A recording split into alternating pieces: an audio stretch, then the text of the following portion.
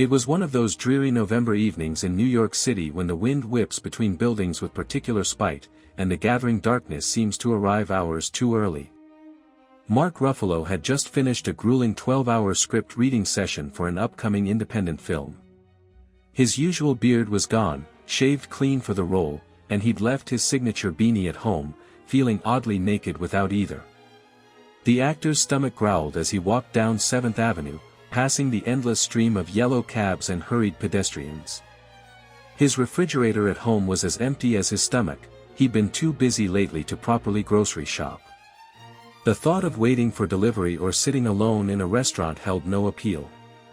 What he wanted was something quick, simple, and unpretentious, something that would remind him of his struggling actor days, before the Marvel fame, before the Academy Award nominations.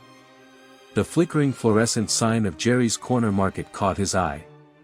It wasn't one of those trendy organic stores that seemed to multiply across Manhattan like rabbits. No, this was old-school New York, the kind of place that had probably been serving the same hot dogs since the Carter administration. Perfect. The bell above the door chimed as Mark stepped inside, immediately enveloped by the warm air and the smell of simmering hot dogs rolling on their metal grill. The store was mostly empty, save for a couple of teenagers arguing over energy drink flavors and an elderly woman meticulously examining every apple in the produce section. Behind the counter stood a young man who couldn't have been more than 20, his green apron slightly askew, more interested in his phone than the customer who'd just walked in. Near the door, a burly security guard stood with his arms crossed, looking like he took his job of protecting hot dogs and canned goods with the utmost seriousness. Mark made his way to the hot dog counter, where the frankfurters glistened under the heat lamp. "One hot dog, please," he said to the teenage worker who had finally pocketed his phone. "Everything on it."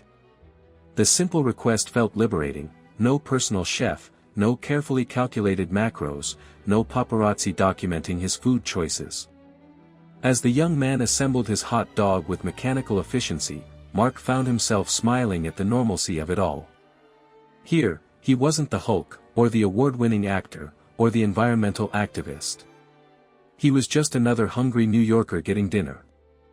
The total came to $4.75.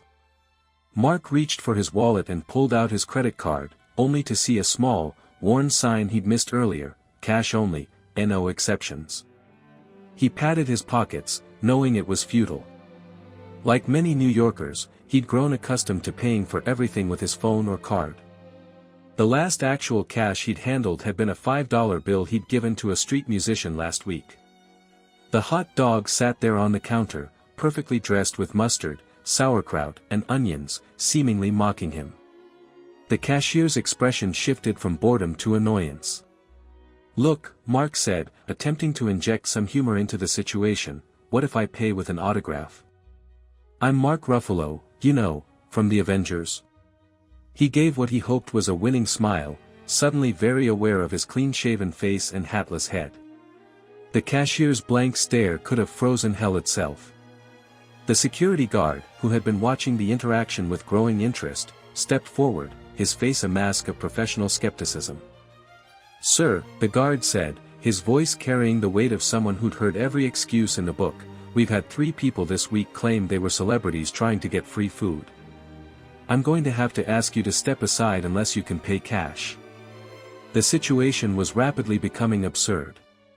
Mark Ruffalo, worth millions, Oscar nominee, one of the most recognizable faces in Hollywood, was about to be kicked out of a corner store over a hot dog. And the worst part? Without his usual look, no one believed who he was. Little did he know, this was only the beginning of what would become one of the strangest nights of his life. The security guard's meaty hand was already on Mark's shoulder, steering him toward the door, when fate decided to add another layer of chaos to the evening. The 2 teenagers who had been debating energy drinks suddenly looked up from their phones, and their eyes widened in recognition. "Oh my God," the taller one gasped, "that is Mark Ruffalo." The security guard's grip loosened slightly, but before the situation could be clarified, the store's front door burst open. A wave of paparazzi, who had apparently been tipped off about Mark's presence in the neighborhood, flooded into the small space. The fluorescent lights reflected off their cameras like strobe lights at a disco. Mark. Mark. Is it true you're leaving the Marvel franchise? What's with the new look, Mark? Are you making a statement about processed food by buying a hot dog? The security guard's face went through an impressive array of emotions: confusion, realization, horror, and finally, panic. The teenage cashier dropped the hot dog he was about to throw away, his mouth forming a perfect O of surprise. But Mark barely noticed any of this because his attention was caught by something far more interesting. Through the glass door, past the wall of photographers, he spotted a familiar face on the sidewalk, Robert Downey Jr., of all people, walking his dog and wearing what appeared to be a fake mustache and a Yankees cap pulled low over his eyes. In that moment of chaos, Mark made a decision that would turn this evening into legend. He grabbed the hot dog from the counter, shouted, "I'll come back and pay double," and dove through a gap in the paparazzi crowd. The security guard, now trying to manage the swarm of photographers, could only watch helplessly as the alleged hot dog thief made his escape. Mark burst out onto the sidewalk, nearly colliding with Robert, who took one look at the situation and immediately grasped the absurdity of it all. Without missing a beat, he grabbed Mark's arm and said, "Quick, into the pet store." They ducked into a nearby shop, bells jingling above their heads as they entered.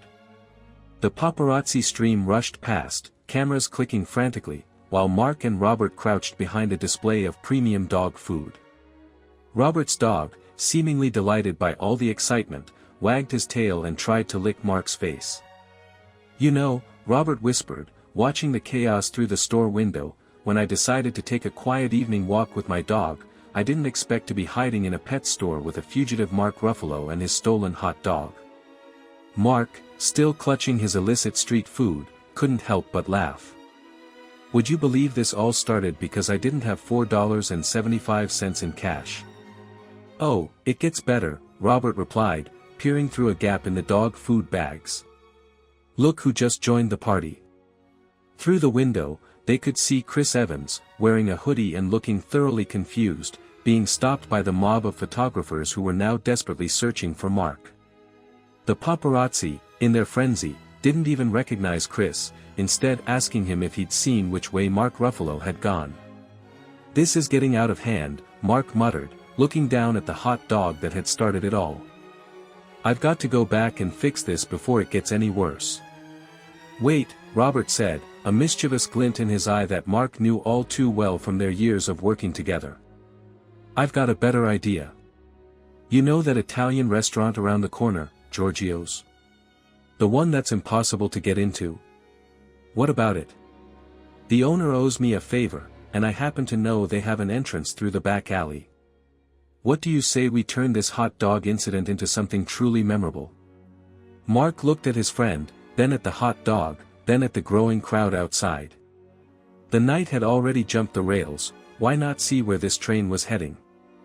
Little did they know, their evening was about to become even more complicated, involving a case of mistaken identity, a surprise birthday party they weren't meant to crash, and an impromptu reunion of the Avengers cast in the most unlikely of circumstances.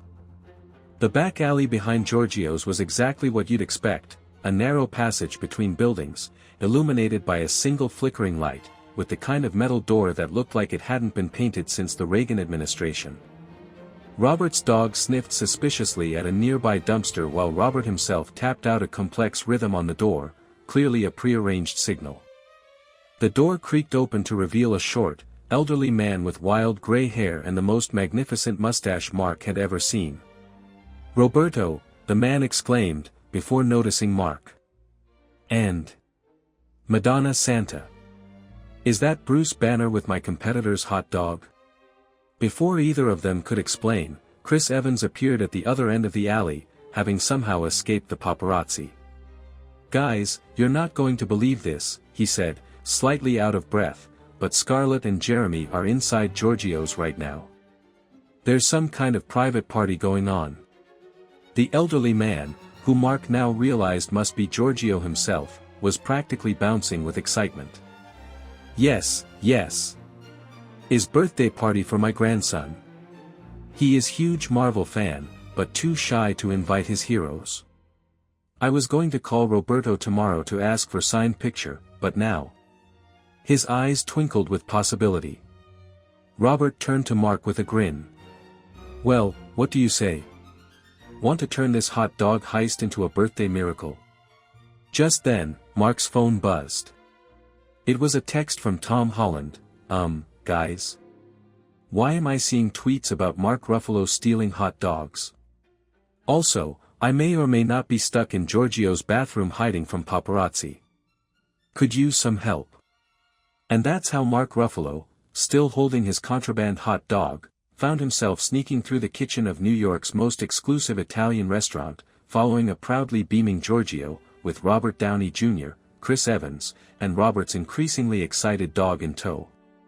The scene they walked into was something out of a fever dream. Scarlett Johansson and Jeremy Renner were indeed there, having apparently shown up separately to this same restaurant by complete coincidence. They were seated at a table with Giorgio's grandson, a wide-eyed teenager who looked like he might faint from excitement, while Tom Holland made awkward small talk with the birthday boy's grandmother, clearly trying to figure out how to get back to the bathroom where he'd left his civilian clothes. The entire restaurant fell silent as they entered. Then Giorgio's grandson spotted them and let out a squeak that could probably be heard in Brooklyn. I swear, Mark announced to the room at large, raising the now cold hot dog like a trophy, this will all make sense after I explain. And explain he did. The story poured out, the script reading, the empty fridge, the cash-only sign, the disbelieving security guard, the paparazzi chase, while Giorgio's kitchen staff hurriedly prepared proper Italian food for the impromptu Avengers reunion. Robert's dog made friends with every single guest, collecting pets and dropped bits of bread with equal enthusiasm. But wait, Giorgio's grandson said, after the laughter had died down. What about the hot dog? And the store? Mark smiled and pulled out his phone. Already taken care of.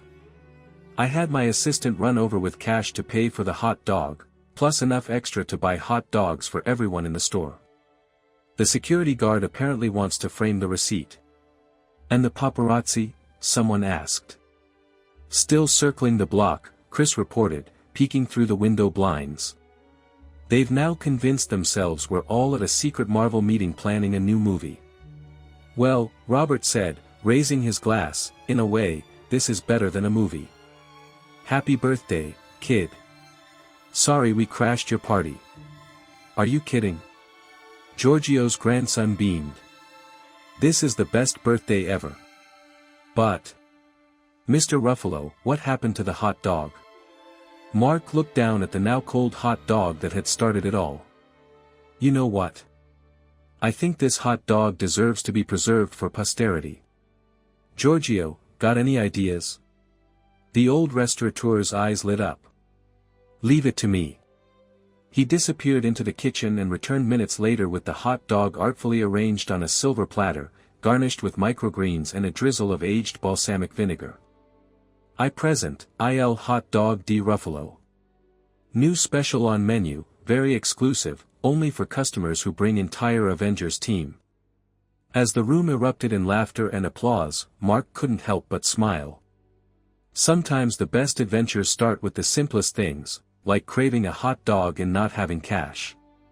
He made a mental note to always carry some emergency cash in the future, but part of him hoped he wouldn't.